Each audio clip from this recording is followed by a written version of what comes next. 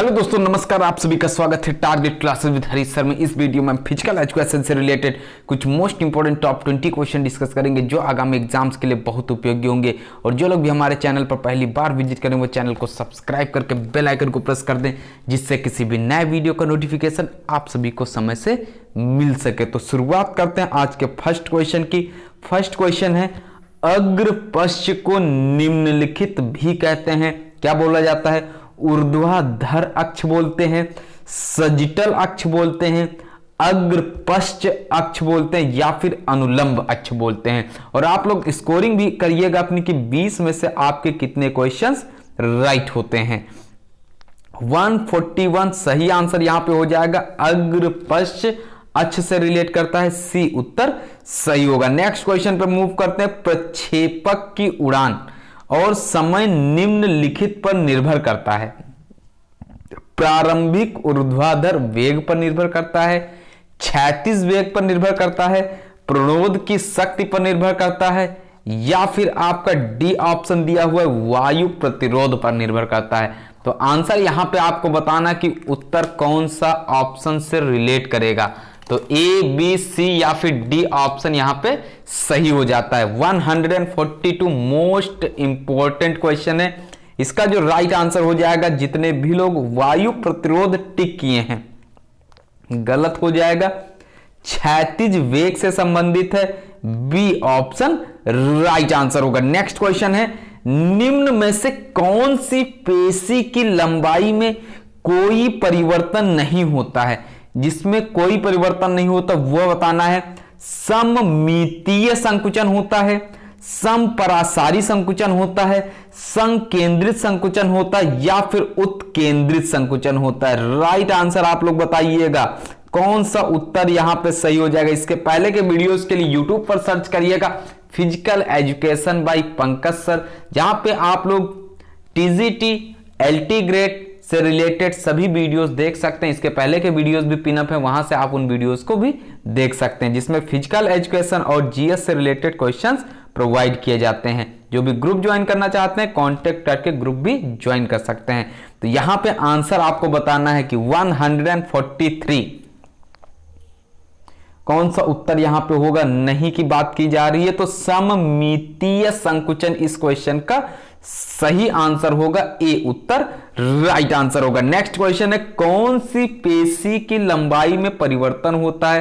तो सममितीय संकुचन में होता है, समपरासारी संकुचन में होता है, संकेंद्रित संकुचन में होता है, या फिर एक डी ऑप्शन है, कौन सा?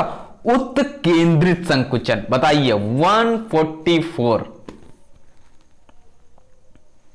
राइट आंसर यहां पे हो जाएगा आपका समपरासारी संकुचन, बी ऑप्शन रिलेट करेगा, बी उत्तर सही हो जाएगा। नेक्स्ट क्वेश्चन पे मूव करते हैं। क्या दिया हुआ है?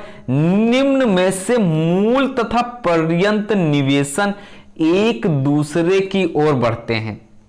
संकेंद्रित संकुचन होता है, उत्केंद्रित संकुचन होता है, सममितीय संकुचन होता है, या फिर समपरासारी संकुचन होता है। बताइएगा 145 में आंसर कौन सा यहां पे सही होगा।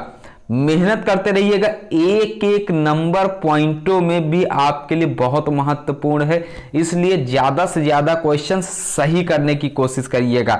सही आंसर बताना यहां पे 145 में हो जाएगा, संकेंद्रित संकुचन होगा। बिल्कुल राइट आंसर है। जितने भी लोग ए ऑप्शन अटेम्प्ट किए हैं उन सभी का उत्तर सही हो जाएगा। नेक्स्ट क्वेश्चन पे मूव करते हैं। 146 से, गति किसके बराबर होता है? तो गति आपको बताना है, यह जो है यह किसके इक्वल होता है?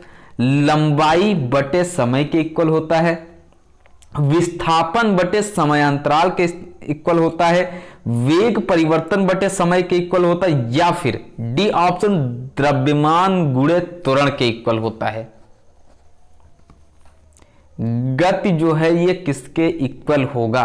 तो ये लंबाई बटे समय से रिलेट करता है। ए ऑप्शन यहां पे क्या हो जाएगा? इसका राइट आंसर होगा। नेक्स्ट क्वेश्चन पे मूव करते हैं। वेग किसके बराबर होता है? अब बताना है कि जो वेग है यह किसके इक्वल होगा? लंबाई बटे समय के इक्वल होगा, विस्थापन बटे समय अंतराल के इक्वल होगा, वेग परिवर्तन बटे समय के इक्वल होगा, द्रव्यमान गुणे त्वरण के इक्वल होगा। बताइएगा यहां पे राइट आंसर क्या होगा। यूपी एलटी ग्रेड और राजस्थान पीटीआई की वैकेंसीज आपको देखने के लिए जल्द ही मिलेंगी, तो इसलिए कंटिन्यूटी बनाए रखिएगा। तो यहां 147 जो हो जाता है आपका विस्थापन बटे समयांतराल होता है, बी ऑप्शन सही हो जाएगा। नेक्स्ट क्वेश्चन पे मूव करते हैं। 148 है, निम्न में से किसमें मूल तथा पर्यंत निवेशन एक दूसरे से दूर होते हैं? सममितीय संकुचन में होते हैं, समपरासारी संकुचन में होते हैं, संकेंद्रित संकुचन या फिर उत्केंद्रित संकुचन। क्वेश्चन है निम्न में से किसमें मूल तथा पर्यंत निवेशन एक दूसरे से दूर होते हैं? तो ये संकेंद्रित संकुचन नहीं होगा। यहां पे आप लोग देखेंगे कुछ बुक्स में दिया हुआ है, राइट आंसर हो जाएगा उत्केंद्रित संकुचन, डी उत्तर क्या होता है, राइट आंसर होता है। नेक्स्ट क्वेश्चन पे मूव करते हैं। त्वरण किसके बराबर होता है? जो त्वरण है, एक्सीलरेशन है, यह किसके इक्वल होता है? लंबाई बटे समय के बराबर होता है, विस्थापन बटे समयांतराल के इक्वल होता है, वेग परिवर्तन बटे समय या फिर द्रव्यमान गुणे त्वरण। बोलिएगा राइट आंसर अपनी रफ कॉपी में जहां भी आप लोग टेस्ट लगाते हैं वहां पे आप लोग अपनी मार्किंग भी करते जाइएगा डेली का डेली। तो 149 सही आंसर यहां पे हो जाता है आपका विस्थापन बटे समयांतराल, बी ऑप्शन सही होगा। नेक्स्ट क्वेश्चन पे मूव करते हैं। बल किसके इक्वल होगा? जो बल होता है द्रव्यमान गुणे त्वरण होगा, लंबाई बटे समय के इक्वल होगा, विस्थापन बटे समयांतराल के इक्वल होगा या फिर वेग परिवर्तन बटे समय के इक्वल होगा।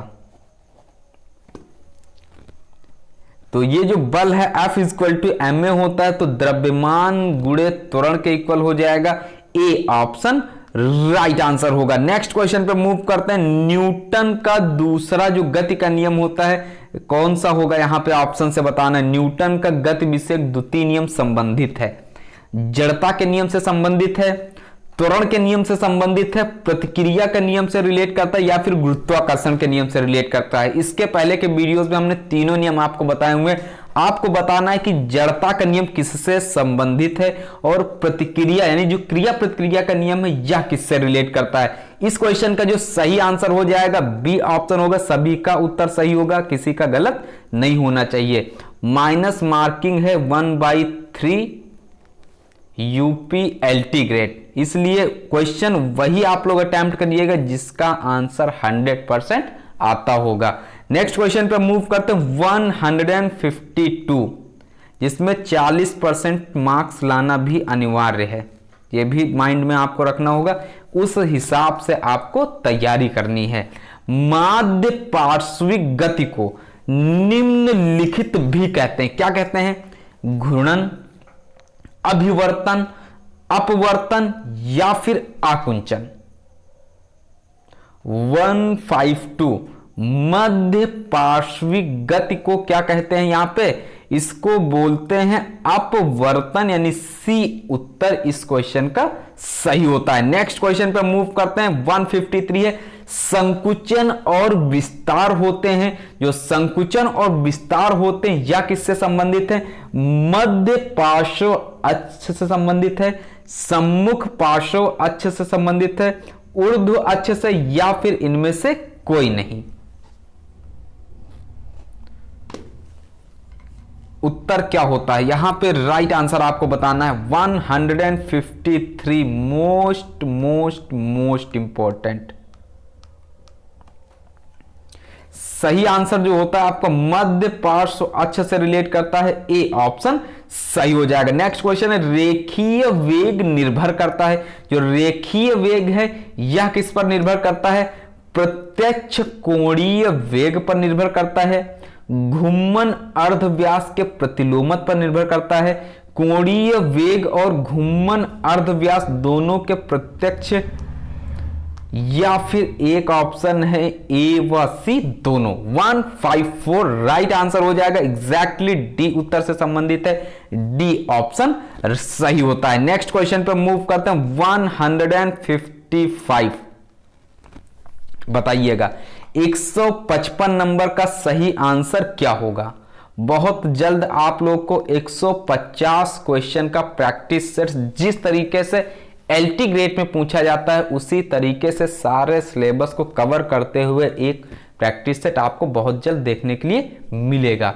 तो यहां पे आप लोग को आंसर अटेम्प्ट करना है 156 नंबर का, सॉरी 155 नंबर। वेगात्मक बल के अलावा शरीर की वायु वहित गति प्रभावित होती है, उसके भार से प्रभावित होती है, घुमाव से, वायु अवरोध, या फिर डी ऑप्शन है इनमें से सभी। तो जो रिलेट करता है आपका उसका भार भी रिलेट करेगा, घुमाव भी होगा, वायु अवरोध भी हो जाएगा, यानी डी ऑप्शन है इनमें से सभी से संबंधित है, डी उत्तर सही हो जाएगा। नेक्स्ट क्वेश्चन पे मूव करते हैं। 100 मीटर दौड़ के यांत्रिक अवस्थाओं के बढ़ते हुए क्रम का व्यवस्थित रूप है, कौन सा इसमें से इसका व्यवस्थित रूप है?